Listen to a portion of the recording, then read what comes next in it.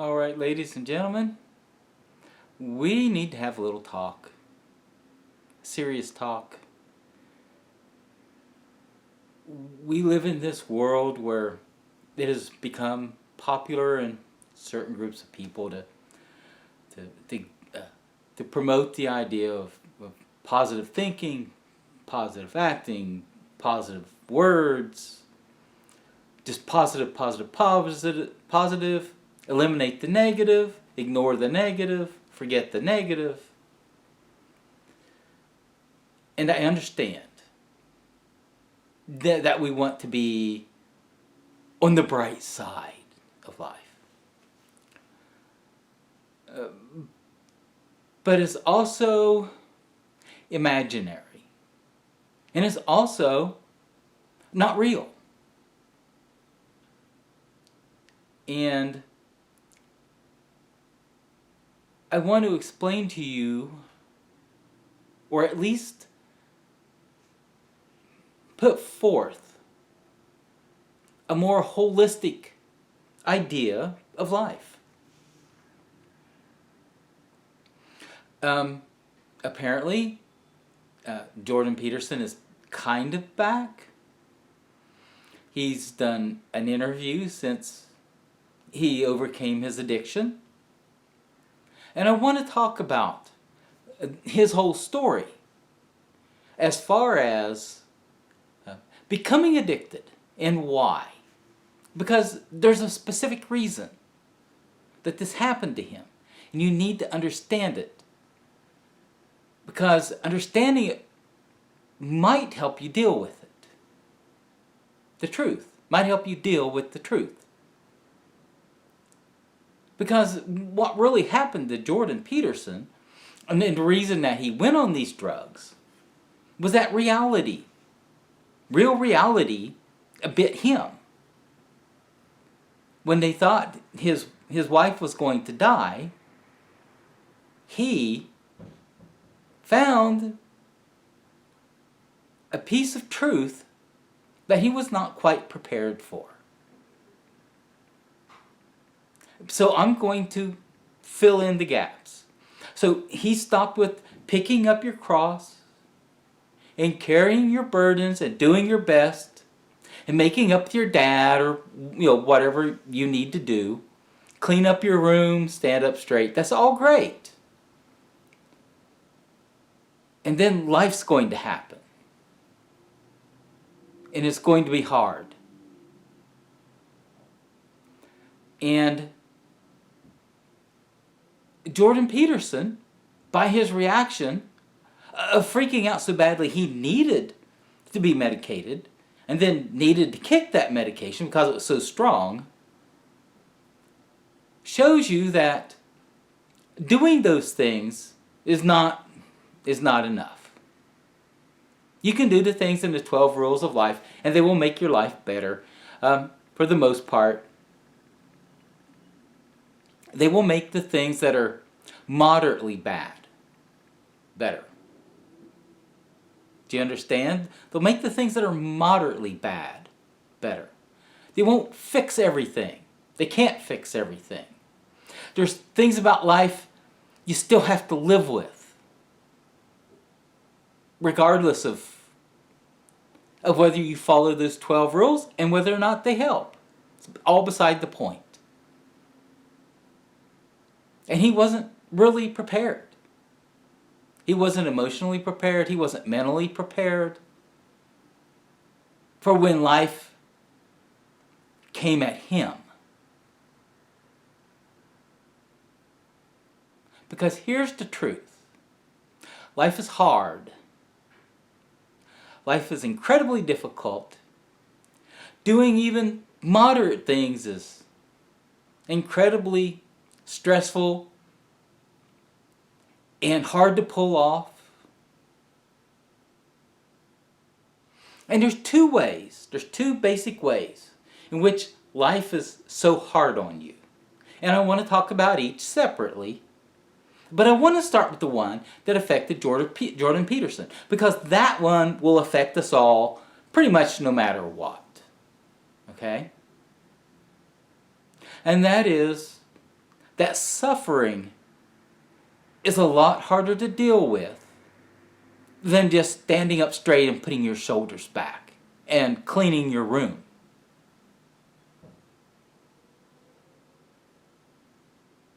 Let me give you a clue. Everybody's mommy dies. Everybody's. Everybody's mommy dies. Everybody's dad dies. Everybody's kids die. Everybody dies.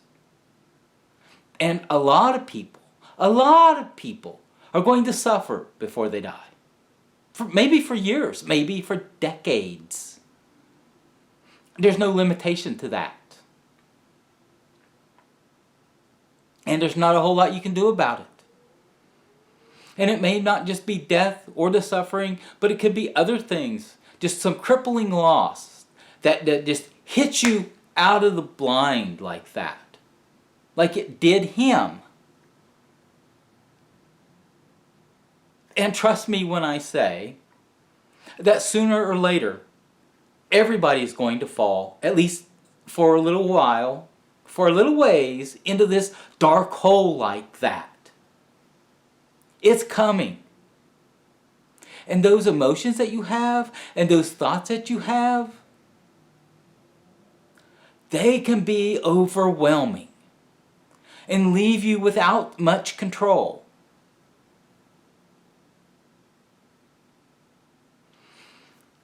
Even the best of us who have gone through these things and have come through those dark days, it's often hanging by a thread. Nobody gets to waltz through life without any pain. That's not the way this works. That's never been the way this works, and that's never going to be the way this works. And anybody who can tell you, well, first of all, anybody who can just ignore losing a parent, losing a child, losing a family, losing a marriage, anybody who can just walk through that and just be fine, they're psychotic. They're some sort of the total head case narcissist that the rest of the world doesn't really register on, other than being nice to the lady at the checkout counter because they have to get food. They're no more of a human than that. They're gutted on the inside. They are that little black hole in their heart. It sucked everything in until there's nothing but them in the world. They're not normal.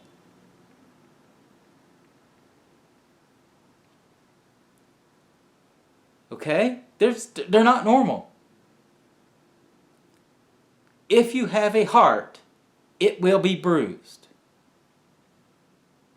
Even if you want to pretend that you don't have a heart.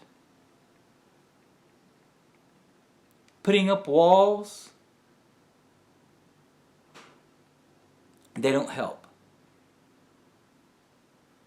Pretending everything is wonderful, it doesn't really help. Because everybody's mommy's going to die, including yours. And it's going to be hard. It's just going to be hard. And the 12 rules of life won't help you get past that. You're going to suffer it. And you're going to figure out ways of getting through another day, or you're going to get stuck somewhere down in that dark place. Maybe for the rest of your life. I've got friends on Facebook and people on Facebook whose parents have been dead for a decade, and they still talk about it like it was yesterday. Because they have no mechanism to recover. They've never been able to mute the feelings. You may never get rid of them. And I know what I'm talking about. My mom and my dad are both dead. My dad's coming up on being dead for 5 years, and my mom, I believe, is coming up on being dead for 6. So I know what I'm talking about. In fact, just earlier this week, I lost one of my favorite cousins, whom I basically had grown up with and known since we were kids for 45 years. Just this week. And it sucks. There's no shortcut to get around it. There's no putting it off, and there's no making it go away, and there's no just killing the pain. There's not. The only option you have to kill the pain is to take something crazy, booze it up or drug it up, like Mr. Peterson did. And it doesn't matter if it's a prescription given to you by a doctor or it's booze out of a bottle. It's bad. You have to. You have to develop coping mechanisms in your mind and in your heart that even while you're in the pain, you understand it's nothing you can do about it, and it's out of your control. The Lord called them home. I have no idea why. He did it when He did it. But I've known this for a very long time, because my grandfather, who basically raised me, died in 1982 when I was 19 and probably needed him the most. And this is going to happen. And you're going to have to learn, and you're going to have to adapt, and you're going to have to be able to create a positive, constructive mindset no matter what else goes on. Because your bank and the electric company, they're not really concerned with your mommy dying. You have bills to pay, and they're not going to go away. And this is how we run things. So, maybe one day we'll have a slush fund that we can actually use to, okay, yeah, you can take a week off, society will cover your bills or whatever, but it isn't the way it is right now. So, you got to do what you got to do, and you've got to figure it out. And it's just a part of being an adult. It's just like I told you in another video about having those things that get in your mind and they trigger these emergency responses, right? And you go to freak out. But you can't do that. You have to retain some control. Even if you don't really have full control over your emotions, you have to be able to check them enough to continue to be a part of society. Because that makes you an adult. That's what an adult is. An adult is someone who's able to continue to participate in society even when they don't get their way. Which is the other half of this that I really kind of want to talk about, and that's not getting your way. And not getting your way. I mean, Antifa handles not getting your way a certain way. They take a bike lock to the side of your head. You can be like that. You can be 5 years old. You can throw yourself down on the floor and scream and kick your legs all you want.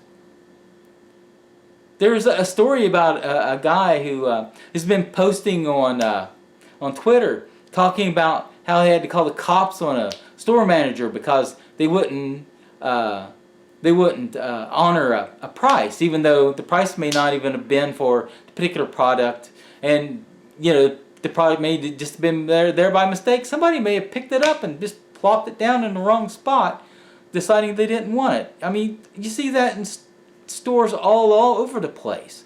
Even food stores, people pick stuff up, like a jar of pickles, and they set it down in the bread aisle because they change their mind. They don't really want it, right? I mean, that happens every day. You can't be that guy. You just can't be that guy. That's just not the way this works.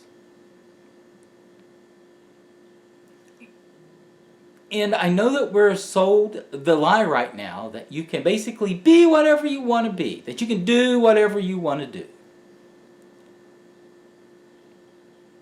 Okay. But here's the thing though. That does not mean you'll be successful. In fact, the chances are highly, highly likely that you won't be successful. Most people who want to be photographers never get to do that. I'm one of them. Most people who want to be musicians never get to do that. I'm one of them. Most people who want to be successful authors never get to do that. I'm one of them. So I'm talking again out of experience, and I'll put the links below so you can see my books. You can see the photography website. You can go onto the YouTube channel and look around and see where I've been playing with Rocksmith and covering songs and even writing a couple of my own. They're not great, but they're there. And the truth is, I don't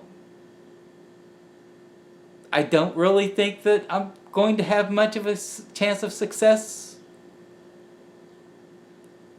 I mean, it would take like a miracle. It would take just some sort of miracle for someone to find me and say, oh, look at this is great. It's just not going to happen at this point. It's just not going to happen. You can't get people's attention. Even on the internet now, everything's so crowded and just so full. The internet's so full of everything, right? And it's crazy because you don't need a lot of success in order for it to make you financially independent. There are about 330 million people in this country. So let's say there's a few million more women than men. There's 160 million men. If I could get 1% to read the last couple of books I wrote, I'd be fine. I'd be able to go and do the things I wanted to do, at least take a shot at the other stuff. I would be out there and I would be successful. 1%. 1% would make me successful. 3% would make me outrageously successful. 3%. Because 1% of 160 million men is 1.6 million. And if they're giving me $2 a piece, I'm set. I'm set for life.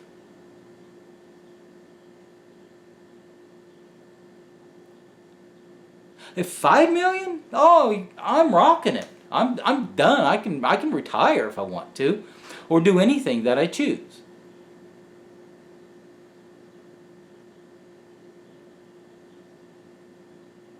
It doesn't take the whole world, but there's so much coming at you in life, so much coming at you all the time, that it's hard to get anybody's attention.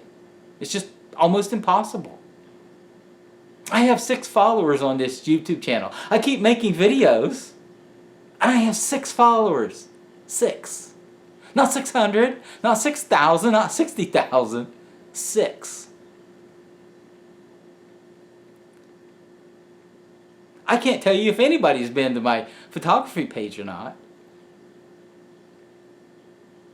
I can't tell you. Now, the one thing on the YouTube I am proud of is that a couple of the music videos I've done, covers and stuff, they stay in my top 10 videos that of people that they do watch. The handful that watch those in with everything else, which is, I'm kind of proud of that. That's good, but it's 6, man. It's 6. It's 6, right? It's 6.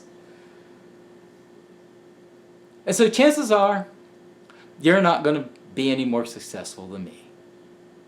You have to be like at the very edges of the bell curve. And we're talking like 0.00001% of people who stand out enough to be noticed even moderately, right? I'm talking, not journalism, right? Like your nightly news people who think that they're stars because, they sit and read a teleprompter, right? Or they do a report once a week or whatever, right? And, they all take turns going out in the field and covering some little story. And they think it makes them some big deal, right? It's not talking about that. But as far as like actually being able to get just even a little bit of the public's attention,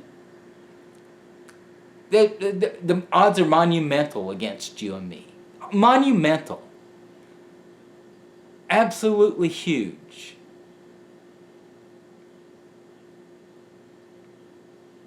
And I'll tell you the truth. I don't really have a schedule. I didn't have a schedule last year. I used to have a schedule. I used to say, okay, well, I want to do this by the end of the year, and do this by the end of the year, and do this by the end of the year.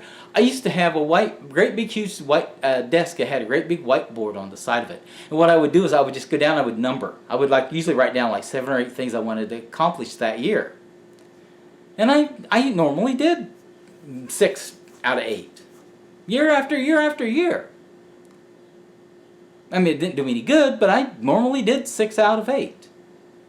Last year I spent a lot of time, a little over 2 months, doing photography and getting my photography website up and running on Pixie Bay. But, it's there and nothing.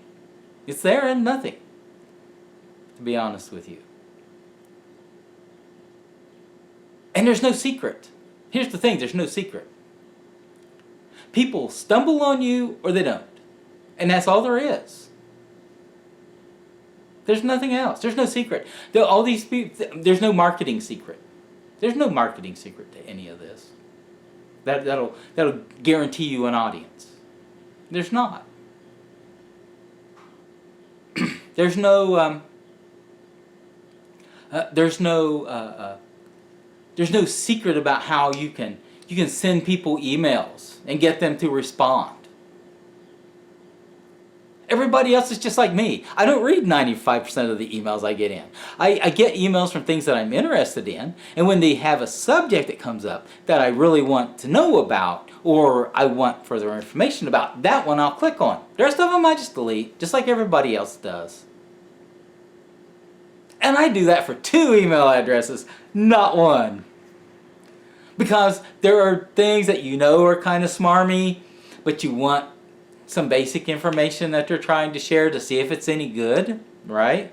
And so I give them the second email address so that whatever crap they send me, if I decide that it's not what I want, I just toss all that. I hardly ever look at any of it. I had over 900 email addresses to that email address that I just cleared out today, actually, and I read 3. And that's what everybody else is like. And you're just not likely to break through that wall. You're not. I'm not. Nobody is. You're not likely to break through that wall. And that has to be okay.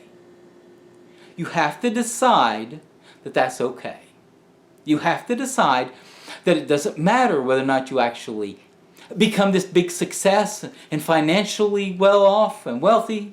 That's all beside the point. And it's not about your pride. It's not about, I stood up to the world. Oh, I'm a Rocky! Adrian! No, screw that. Just do this. Do the best that you can and let it be enough. Do the best you can and let it be enough. Just all by itself. Be content with it. Just be content with it. That you, whatever it is you decide you're doing, put out the best work that you could, the best work you were able to make, the best music, the best painting, the best whatever, and there it is. And you did it whether the world notices it or not.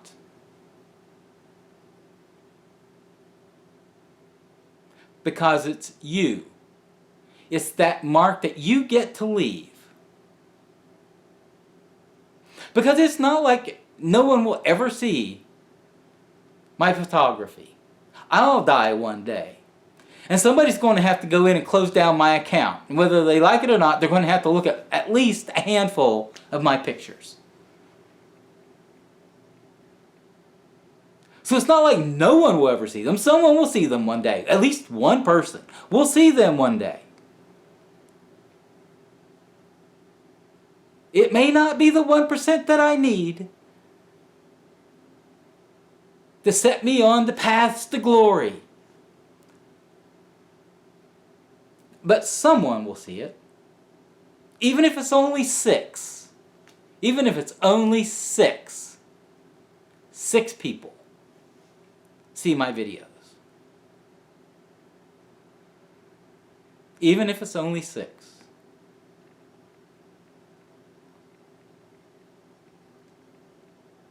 So why? Why would I go ahead and why would I just do the best I can and throw it out there and let people see it, let people hear it, let people do whatever they want with it? Well, that's pretty simple. I want you to think about this. We know that human beings have been thinking about being able to fly since the ancient Greeks with the story of Icarus. And we know that at least since the Renaissance, that people have thought seriously about how you could fly, right?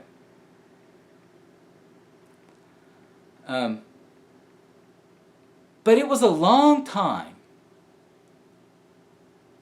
It was a long period of time between the Renaissance and the Wright Brothers.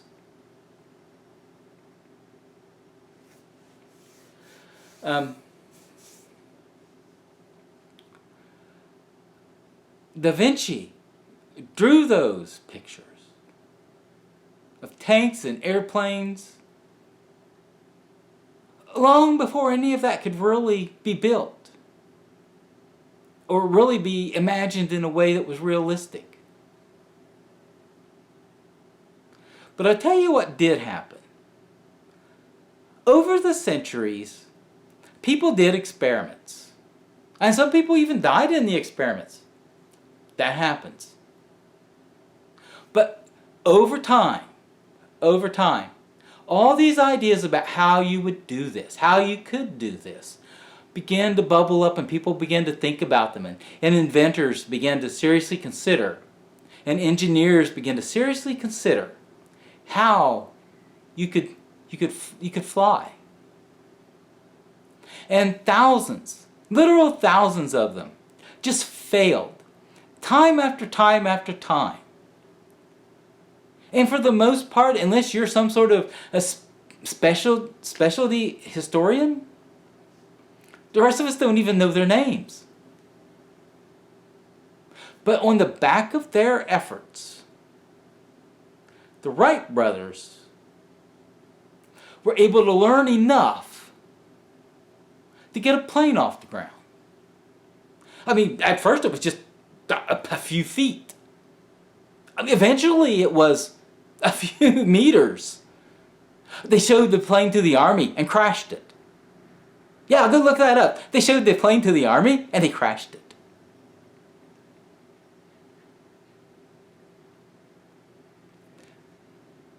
And that's why you do whatever you can do and you throw it out there and you leave it for the world. Because you may never have 100,000 fans. You may only ever have 6. But you never know what you'll influence one of them to do to take things to the next step. Because the truth is, from the time of Da Vinci, the idea of human flight was like this huge stone in the middle of a field. And all those failures and all those attempts and all those explanations pushed that rock slowly across the field till the Wright brothers pushed it across the finish line. And that is what you do. That's what you leave the world. You leave the world the best that you can do. And you learn to be content with that. Because you don't know where that good thing will lead someone else someday. And it can be a decade, it can be 100 years, or it can be tomorrow. but it doesn't matter. It doesn't matter when. It matters that that's the way it's done. So do it that way. And good luck.